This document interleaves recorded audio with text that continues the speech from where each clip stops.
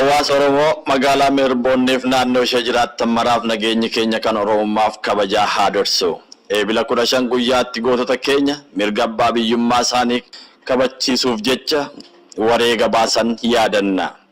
Kanaafuu adda bilisummaa Oromoo konyaa Viiktooriyaa guyyaa gootota Oromoo eebila 15 2018 sirna ho'aan kabajuuf qophii isaa xumuree jira.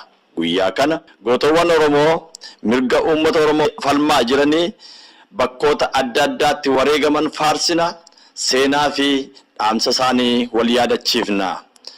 Hogganoonni ABO olaanoon akeeka gootowwan keenya itti kuufanii fi haala yeroo ammaa qabsoon bilisummaa Oromoo keessa jiru nuuf ibsu. Akkasumas gumaa gootowwan keenya baasaa kan jiru waraana bilisummaa Oromoo bakka bu'uun hoggana WBO dhaamsa dirree qabsoorraa nuuf qabu.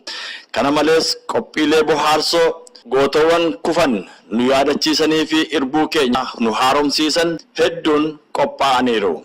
Kanaaf guyyaa seena qabeessa kana waliin kabajnee akeeka gootowwan keenyaa itti wareegaman galmaan gahuuf qabsoo gaggeeffamaa jiru keessatti qooda Oromummaa seenaan nurra kaa'e akka waliin bahannuuf kabajaan isin waamneerra. Guyyaan eebila 15 bara 2018 sa'aatii 3 walakkaa irratti bakka Flamington Community Center 25 Alexander Road Victoria kottaa waliin guyyaa goota keenyaa yaadannaa. Konyaa adda bilisummaa Oromoo Victoria gadaan gadaa xumura garbummaati. Injifannoo uummata Oromoof qabsoon ni kufaa, qabsoon itti fufaa.